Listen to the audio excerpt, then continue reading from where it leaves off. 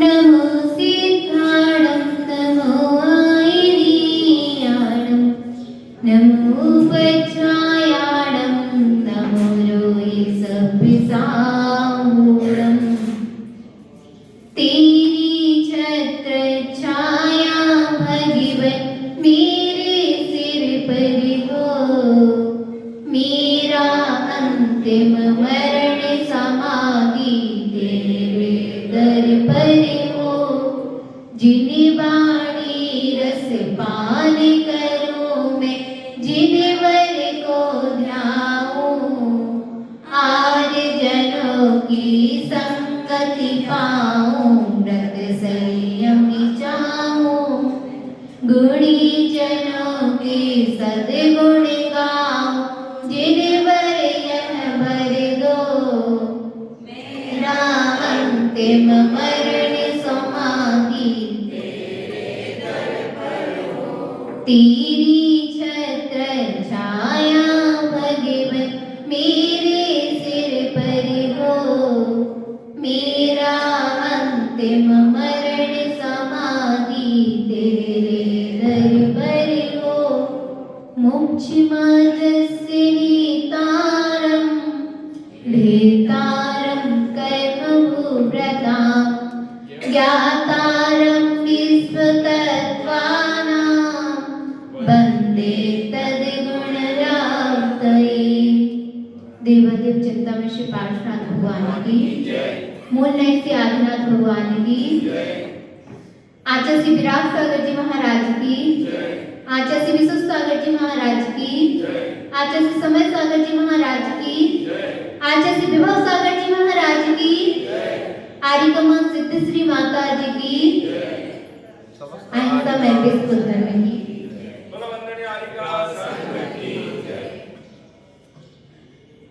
आपको श्रद्धा कितनी है? आपको अपने भगवान के ऊपर श्रद्धा कितनी है? आप जब अपन अपने पिताजी की बात करते हैं तो अपन को प्रतापित तो बहुत सिद्ध होती है कि नहीं होती है? हमारे पिताजी हमारा अहित नहीं कर सकते हैं। कोई भी कितने ही कान भर दे मगर अपन क्या कहेंगे?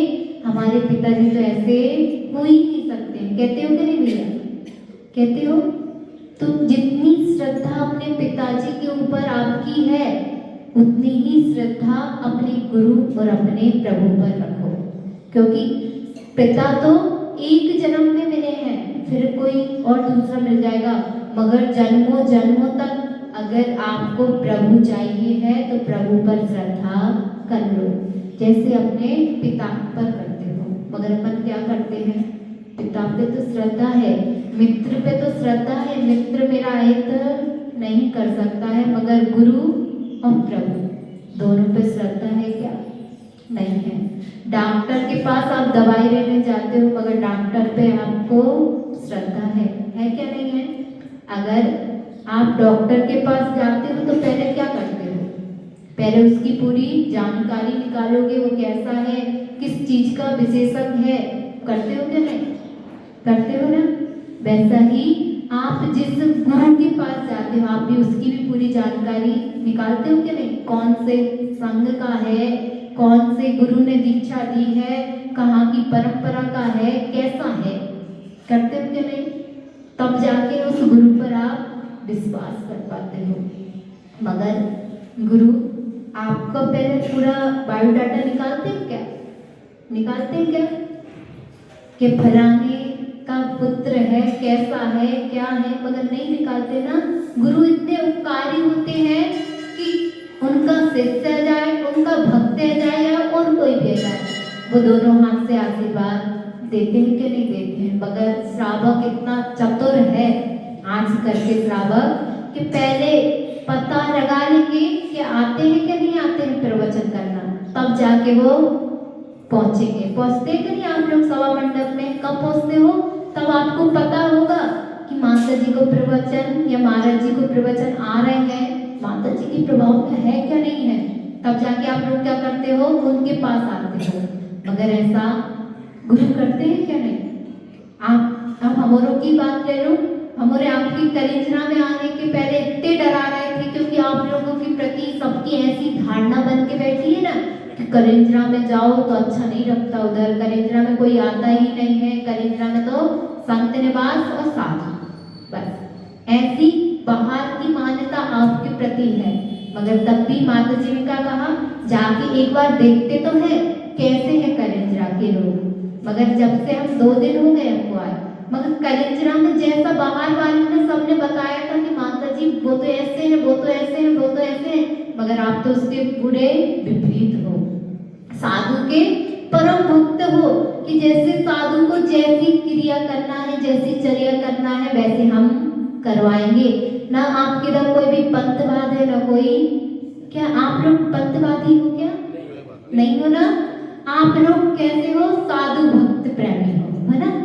अगर जो साधु आएगा हम उसका स्वागत करेंगे, और जैसी उनकी चर्या है हम उसकी चर्या वैसी निर्वाह करवाएंगे। बस ये तो सच्ची श्रद्धा है। जैसी आज आप लोग श्रद्धा करके बैठे हो ना कलिंजरा वाले, ऐसे ही हमेशा श्रद्धा रखना, तो एक ना एक दिन आप परमात्मा बन जाओगे। क्योंकि कहते हैं ना कि जैसी आपकी श्रद्धा वैसे आपको सब लोग दिखते हैं। जैसा आपने, अगर आप अभी तो गर्मी पड़ रही है तो आप दिन में कैसा चश्मा लगाते हो? काला सा लगाते हो कि नहीं? तो आपको सब कोई कैसे दिखते हैं? काले काले दिखते हैं क्या नहीं दिखते हैं? वैसे ही अगर आपने श्रद्धा रूपी अच्छा वाला चश्मा लगाया तो आप सबको अच्छे से देख पाओगे, और अगर आपने दोष रूपी चश्मा लगाया तो आपको सब में दोष दिखेंगे क्या नहीं दिखेंगे? इसलिए हमेशा चश्मा ऐसा लगाओ जिसमें अपन को सब कोई अच्छे दिखे, और चश्मा ऐसा मत लगाना जिसमें आपको सब कोई दोष ही दिखे। तो एक ना दिखे, एक दिन ऐसा आएगा कि आपको स्वयं भी दोष दिखने लगेंगे। ऐसा होता है कि नहीं होता है? आप दूसरे के दोषों देखने में इतने व्यस्त हो जाते हो कि अपने दोस्त तो दिखते हैं क्या? नहीं दिखते हैं। वो ऐसा है, वो वैसा है, वो काम नहीं करता है, आप लोग यही करते रहते हो। कभी आपने को देखा है क्या? देखा है मैं भैया? देखा है? नहीं देखा ना कि आप कैसे हो, आप में कितने गुण हैं। क्योंकि आचार्य परमेश्वरी कहते हैं कि मनुष्य हो तो आप में 99 खूबियां तो होंगी, मगर एक बुराई तो जरूर होगी।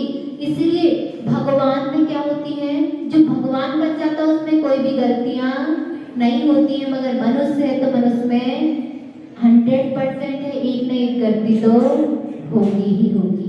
ऐसे ही एक राज्य में एक मंत्री और एक राजा था। वह मंत्री ने कहा कि राजा ने कहा कि मुझको एक ऐसा चित्र बनवाना है जिसमें कोई भी गलती ना हो। अब उसने सब जो जितने बड़े बड़े चित्रकार थे सबको बुलवाया और सबसे कहा कि तुम ऐसी एक चित्र बना के दो कि जिसमें कोई भी खामियां ना हो। तो सबने मना कर दिया कि हमसे ऐसा चित्र नहीं बन पाएगा कि जिसमें कोई एक भी खामियां ना हो। सबने खूब कोशिश की, कोई ना कोई खामी उसमें निकल आया।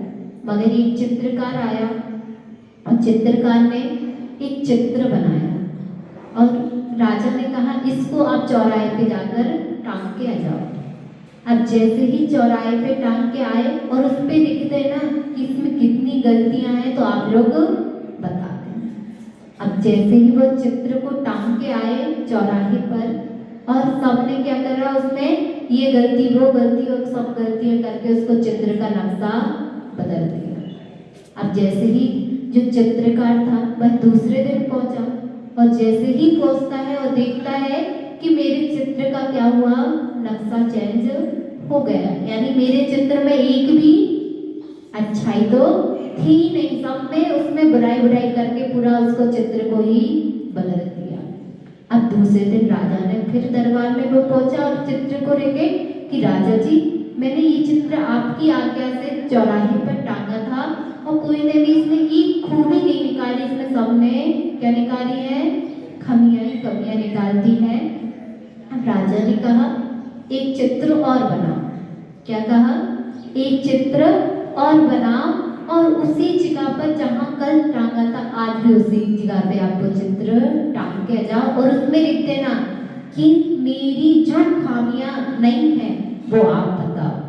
क्या करना है? आप बहुत बड़ा कठिन कार्य दे दिया कि आपको इसमें खूबियां बतानी है, क्या क्या इसमें खूबियां हैं। अब सुबह से शाम हो गई, क्या हो गई? सुबह से शाम हो गई, मगर उसमें एक भी खूबी नहीं दिखा पाया कोई भी। बस ऐसी अपनी आदत है। आप किसी की गलती बतानी हो तो अपन 100 बता देंगे, और मगर एक उसकी खूबी बतानी हो तो बता पाओगे क्या? अगर आपसे पूछा जाए आपकी पत्नी कैसी है तो आप उसकी गलतियों के तो पहाड़ लगा दोगे, मगर उस आपसे पूछा जाए कि आपकी बेटी आपकी पत्नी कैसी है तो आप बता पाओगे क्या? नहीं बता पाओगे। क्यों नहीं बता पाओगे? क्योंकि आप गलतियां ही देखते हो, क्योंकि आप स्वयं स्वच्छ नहीं हो ना। कहते हैं ना, गंदे पानी में कीड़े ही दिखते हैं। दिखते हैं क्या? नहीं दिखते हैं। और स्वच्छ पानी में आपको कीड़े दिखेंगे क्या? नहीं दिखेंगे। क्यों नहीं दिखेंगे? क्योंकि वो स्वच्छ जल है, उसमें कीड़े आएंगे क्या? नहीं आएंगे। जो अपना दिमाग है ना, आपने वो गंदी के नाली के कीड़े की तरह बना के रखा है। कैसा बनाया है? आपको उसमें हमेशा खामियां ही खामियां दिखती है। कोई कितना ही अच्छा कार्य कर ले, आपको कभी उसमें अच्छाई दिखेगी क्या? अगर कोई आपकी तरह, हम हमेशा देखते हैं सबकी तरह समाज में नवयुवक पीछे क्यों रहते हैं? आपको पता है क्यों रहते हैं? क्योंकि जो बड़े लोग रहते हैं वो क्या करते हैं? उनकी टांग खींचते हैं। जैसे ही मंदिर में आएंगे, अगर किसी ने घंटा बजा दिया तो भैया तुमने इस टाइम पे घंटा क्यों बजा दिया? तुमने अभिषेक में आ गए और अभिषेक से एक कोई घंटी गिर गई, यानी जो आपकी रोटियां देती वो गिर गई नीचे, तुमको अभिषेक करना नहीं आता है क्या? तुमको ये कार्य करना नहीं आता है क्या? तुम्हारे पूरे मास्टर बन के कहाँ बैठते हैं? मंदिर में बैठते हैं क्या? नहीं भैया, मंदिर में मास्टर मत बनो, मंदिर में गुरु बन के मत आओ। मंदिर में क्या बन के आओ? शिष्य बन के आओगे तो आपका मंदिर आना सार्थक हो जाएगा। मगर अपन क्या करते हैं? जैसे ही मंदिर में आते हैं तो अपन ने अच्छी कॉलर करी, हम तो अब गुरु नहीं, हम शिष्य नहीं बन सकते। मंदिर में क्या बनेंगे? गुरु बनकर जाएंगे। अगर आप गुरु बन के मंदिर में आओगे तो आप कभी भी उद्धार नहीं कर पाओगे। आचार्य परमेश्वरी कहते हैं, अगर आप गुरु के पास शिक्षा प्राप्त करने के लिए आए हो तो जैसा खाली घड़ा होता है ना, जिसमें कोई भी जल नहीं होता है, वैसे आओगे तो आप कुछ ना कुछ शिक्षा प्राप्त कर कर जाओगे। और अगर घड़े को भरकर आओगे आप तो क्या कोई शिक्षा प्राप्त कर पाओगे ना? कर पाओगे क्या? नहीं कर पाओगे ना। इसलिए आप लोगों को क्या करते हैं? नर्सरी से पढ़ाई कराते हैं। कराते हैं क्या? नहीं कराते हैं। क्यों कराते हैं? क्योंकि आपको नर्सरी से पढ़ाई करवाएंगी तो आपकी नींव अच्छी मजबूत होगी। और इधर क्या करते हैं? पहले तो पढ़ाई, धर्म की पढ़ाई करवाते हैं आप छोटे बच्चों से। करवाते हो? नहीं करवाते हो ना। तब आपको कहते हैं पाठशाला बच्चों को पहुंचाओ तो क्या कहते हो? माता जी अभी तो उनकी पढ़ाई चल रही है, माता जी अभी तो उनका कितनी व्यस्त जीवन है। और जब वो पूरा वृक्ष बन जाता है उसके बाद कहते हो माता जी के पास आके, माता जी अब तो वो धर्म करते ही नहीं है। जब नींव पकानी थी तो आपने क्या करा? नींव को तो पकाया ही नहीं है। और आप क्या सोच रहे हो कि वृक्ष में अच्छे फल लगेंगे? तो अच्छे फल लगेंगे क्या? नहीं लगेंगे। इसलिए आप लोग क्या करो? पहले नींव मजबूत करो। आप लोग लौकिक शिक्षा में तो नींव मजबूत करते हो कि नहीं? पहले उसको नर्सरी पढ़ाओगे, पहले LKG और सब KG पढ़ा दोगे और उसके बाद अच्छी बाहर पढ़ाई करने के लिए पहुंचाते हो। मगर आप धर्म के क्षेत्र में क्या करते हो? अभी उसकी पढ़ाई है माता जी, उसको इतना व्यस्त है कि वो अभी मंदिर नहीं आ सकता है। और फिर तब थोड़ी पढ़ाई छूट जाती है, उसके बाद क्या कहते हो? अब तू मंदिर जा। तब आपका उसको कहते हैं ना घड़ा, तब मिट्टी देती है तो मिट्टी को जैसा भी आकार दे दो तो मिट्टी वैसे आकार में हो जाती है। और मिट्टी जब पक जाती है आप उसको कोई घड़ा बना सकते हो क्या? नहीं बना सकते हो। इसलिए आप जब जो छोटा बच्चा था आप उसको संस्कार देते तो वह बड़े बड़े, आप उसको क्या दे रहे हो? संस्कार दे रहे हो क्या? नहीं दे रहे हो। क्यों नहीं दे रहे हो? क्योंकि आपको लौकिक शिक्षा दिख रही है कि अगर हमारा बेटा फेल हो गया तो उसको कुछ नहीं आया। तो ऐसी एक घटना और सुनी थी मैंने कि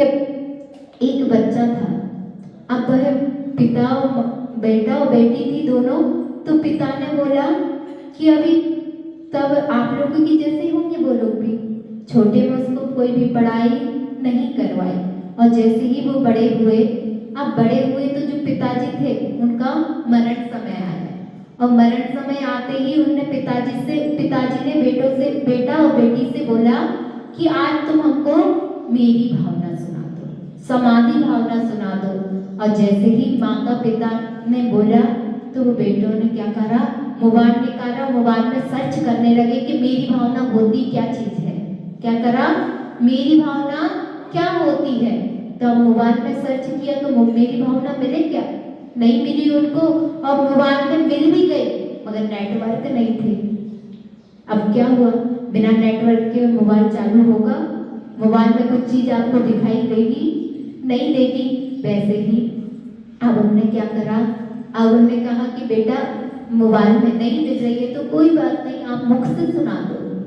तो वह बेटा ने कहा पिताजी मेरे को तो मेरी भावना का मतलब ही नहीं पता है कि मेरी भावना होती क्या है।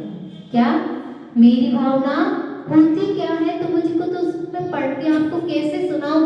अब बुक्स भी एवर नहीं होती है, क्योंकि आप लोग घर में बुक्स रखते हो क्या, रॉकिंग बुक्स तो रखते हो, मगर जो आपकी धर्म की किताबें हैं वो रखते हो क्या, मंदिर में राके पटक देते हो आप लोग। हम देखते हैं जैसे ही कोई गुरु ने आपको कोई किताबें दी और आप क्या करते हो, माता जी हमारे पास तो खूब किताबें हैं, हमारे पास तो घर में जगह नहीं है, किताब रखने के लिए आपने घर में जगह नहीं है। और अगर आपको उसी जगह पे कोई आपको सोने का हार दे रहा होता, आप मना कर पाते क्या, नहीं करते ना।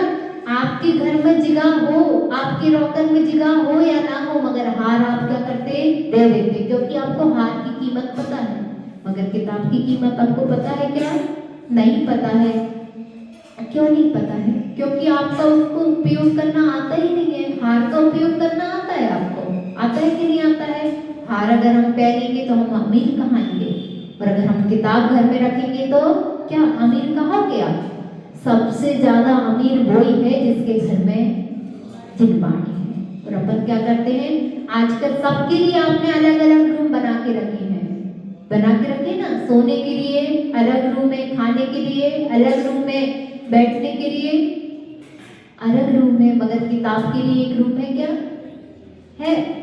एक आध दो घर में होंगे तो होंगे, मगर सबके घर में, सबके लिए, अपने बेटे के लिए अलग रूम है, बेटी के लिए अलग रूम है, सबके लिए आपके पास जगह है। मगर एक जिनवाणी माता के लिए एक आपके पास कवर नहीं है, एक आपके पास गोदरेज नहीं है कि आप अपनी जिनवाणी को रख सको।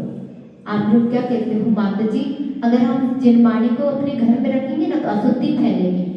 अशुद्धि ऐसी क्यों फैलेगी भैया, हम शुद्धि रखते ही नहीं है घर में, अशुद्धि से ही रहते हैं। आप लोग करते हो ना ऐसे, जिनवाणी को घर पे रह जाने में डराते हो। पहले तो घर घर में चैत्यारे होते थे कि नहीं, इतने आप लोग कहते हो माता जी इधर से मंदिर निकल रहा, उधर से मंदिर निकल रहा है, ऐसा हो रहा, क्यों हो रहा है, क्योंकि पहले के जमाने में हर घर में एक चैत्यारे होता था। और आज अपने घर में क्या है, चैत्यारे तो नहीं, एक जिनवाणी रखने के भी स्थान नहीं है। क्यों नहीं है अपने घर में स्थान, क्योंकि आज अपन धर्म को धीरे धीरे भूलते जा रहे हैं। भूल रहे हैं कि नहीं। आज देखो तो वह 100 साल की बूढ़ी लेडीज भी अगर तीर्थ यात्रा या कहीं भी जाएगी तो क्या पहन के जाएगी, सूट पहन के जाती है कि नहीं, क्यों जाती है, उसको अपने धर्म से मतलब नहीं है। अब जब वो 100 साल की बूढ़ी लेडीज भी सूट पहन के जाएगी तो आप 50 साल की औरत से क्या करोगे, वो तो आपको सूट में दिखेगी क्या, नहीं दिखेगी। इसलिए जो आप लोग बूढ़े कार्य करते हो वही अपने बच्चे सीखते हैं। इसलिए कहते हैं आचार्य परमेष्ठी कि ऐसा कार्य करो जिससे सब अपन से सीख ले सके। और अपन क्या कार्य करते हैं, अपन से सब सीख तो रहते हैं, मगर कैसे सीख रहे हैं आप लोगों से, अच्छी क्या बुरी। एक बार माता जी ने एक बच्चे से बोला, जब पराग भैया जैसे होंगे उनसे बोला माता जी ने, विज्ञानमती माता जी की नंबर की दूसरे नंबर की माता जी थी विषमती माता जी। हमारे इधर मंडीदीप में चतुर्मास हुआ। अब जैसे ही मंडीदीप में चतुर्मास हुआ तो मंडीदीप उनने बीच में रात एक अंकल थे, अब उनसे बोला उनके बेटे से कि आप मंदिर क्यों नहीं आते हो? तो उस बेटे ने बहुत अच्छा जवाब दिया। हम लोग सब तब छोटे छोटे बच्चे थे, 15-16 साल के, तो बेटे थे और सुन रहे थे सबकी बातें। अब जैसे ही सुन रहे थे तो उस बेटे ने कहा कि माता जी मैं मंदिर कैसे आऊँ? जब मेरे पिताजी ही मंदिर नहीं आते हैं तो मैं मंदिर कैसे आऊँ? मेरे पिताजी तब 10 बजे सो के उठते हैं तो मैं तो 11 बजे तो सो के उठूंगा ही ना। तो बस जैसी आप अपने बेटे को देखना चाहते हो वैसा आप बन जाओ। क्या? जैसे आपको अपना बेटा देखना है ना, पराग को भैया, सुशील भैया, पराग को आपको अच्छा देखना है तो आप अच्छे बन जाओ। और अगर आपको पराग को खराब देखना है तो आज से आप मंदिर आना बंद कर देना। तो 8 दिन बाद पराग भी आना मंदिर बंद कर देगा। क्यों आना बंद कर देगा? क्योंकि उसके पिता ने उसको ऐसे संस्कार दे दिए। जैसे आप कहते हो ना हमारा बेटा हमारी बात नहीं सुनता है, तो आप अपने पिताजी की बात सुनते हो क्या? नहीं सुनते हो। किससे संस्कार आ रहे हैं आपके बेटे में? एक बार की और बात है, अब एक जो बहू थी और बेटा था, उसने अपनी माँ के लिए हर दिन का चिल्लाता, हर दिन का वो अपने जो बेटा था उसके सामने उसकी इंसल्ट करते, और वह बेटा हर दिन का देखता जाता। और देखते देखते उसने भी वैसा ही सीख लिया कि मेरी जब शादी होगी तब मेरा भी बेटा होगा और मैं मेरे पापा के साथ भी ऐसा ही बर्ताव करूंगा। अब जब एक दिन हुआ, अब वह बड़ा हो गया, उसकी शादी हो गई, तो उसने भी क्या करा, झूठे बर्तन इकट्ठा कर करके रखता जा रहा था। कब से रख रहा था? वो छोटे से। और जैसे ही अब वो बड़ा हुआ तो जो माता पिता थे वो बूढ़े हो गए थे और उसके माता पिता तो चले ही गए थे। अब जैसे ही वो बड़ा हुआ तो उसने क्या करा, मम्मी पापा को चिल्लाना स्टार्ट कर दिया। अब क्यों चिल्ला रहा है? अब उससे पूछा गया कि तुम अपने मम्मी पिता के प्रति ऐसा व्यवहार क्यों करते हो? तो उसने क्या कहा कि मेरे मम्मी पापा भी मेरे दादा दादी के साथ ऐसा ही व्यवहार करते थे। अब किसके संस्कार आ रहे हैं आप में? किसके संस्कार आ रहे हैं? अच्छे संस्कार आ रहे हैं कि बुरे? आप क्या करते हो, घर के बाहर अगर कोई खड़ा हो और आप बच्चे से क्या कहते हो, जाओ कह दो मैं अंदर नहीं हूं। अब कैसे संस्कार दे रहे हो आप, अच्छे के बुरे? अब उससे कहो कि तू झूठ बोलना किससे सीखा? तो वो क्या उत्तर देगा, आप ही से सीखा पिताजी, मैं और किसी से नहीं सीखा। मम्मी क्या करती है, मम्मी ने रोटी तो बनाई है मगर दादी से क्या कहेगी, मम्मी मैंने अभी रोटी नहीं बनाई है। तो वो संस्कार किसके आ रहे हैं? आपके ही तो आ रहे हैं। आप अच्छे संस्कार दोगे तो वह अच्छी बनेगा। मगर आप क्या करते हो, संस्कार ऐसे दे रहे हो आजकल कि जिसको आपके इधर हमने कल सुना कि आपके इधर इतनी अभी भी 15-20 लड़कियां आपकी कलिंजरा में है कि नहीं है? है। बिना जो बाहर गई उनकी तो कोई भी गिनती नहीं है, मगर अभी कलिंजरा में भी 15 से 20 लड़कियां हैं। मगर दर्शन कितने के हो रहे हैं हमारे को? एक या दो के? एक वो खुशी आती है, कल ही आई है वो खुशी, तो एक दो लड़कियों के दर्शन हो रहे हैं। क्यों नहीं हो रहे हैं? अब उनसे आप तब उनकी शादी हो जाएगी, उसके बाद आप बोलना कि साधु के लिए आप जाके चौका लगा लो, क्या वो चौका लगा पाएंगे? आपके इधर सब कितने समाज की है इधर? 100 घर होंगे, 70-80 खुले घर है। उनमें कितने, सबके एक तो बच्चा होगा ना? सब बाहर ही पढ़ रहे क्या सबके बच्चे? अधिकतर तो इधर होंगे ना। मगर कितने बच्चे दिखते हैं, गिने चुने 3-4, एक पराग को गिन लो, एक आदित्य को गिन लो और एक भैया भी आज आया था, बस। और सब बच्चे क्या कर रहे हैं? आप कैसे संस्कार दे रहे हो? बस आप तक ही अगर ये संस्कार रह गए तो मंदिर में आगे की पीढ़ी को आपको पुजारी को लगाना पड़ेगा।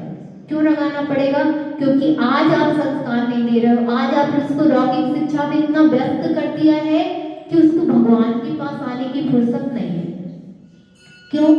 क्योंकि आपको लौकिक शिक्षा का तो महत्व पता है कि आज मेरा बेटा पढ़ जाएगा तो बड़ा इंजीनियर बन जाएगा, बड़ा ऑफिसर बन जाएगा, मगर आपको ये नहीं पता है कि आज वो मंदिर नहीं आएगा तो कल मंदिर में झाड़ू लगाने वाला भी नहीं मिलेगा।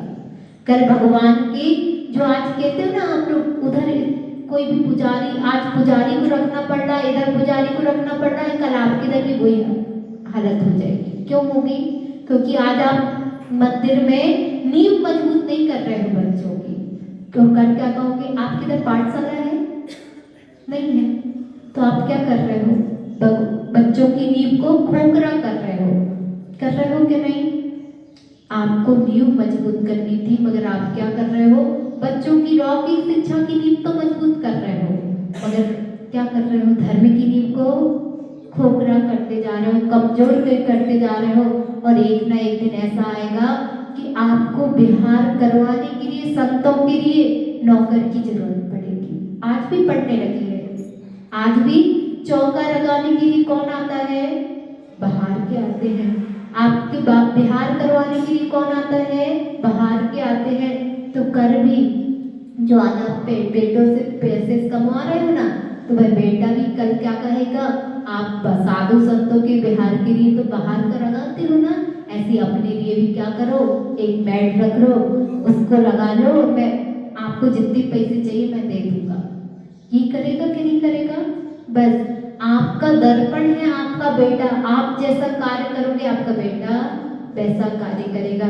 इसलिए हमेशा देखना गुरुजन कैसे होते हैं, गुरुजन कैसे होते हैं? पारदर्शी होते हैं, शिष्य के लिए हमेशा दर्शन मार्गदर्शन देने वाले होते हैं। और आप लोग क्या करते हो? मार्गदर्शन तो देते हो अपने बेटे को, मगर भटकाने वाला मार्गदर्शन देते हो। और गुरु कैसा मार्गदर्शन देता है आपको?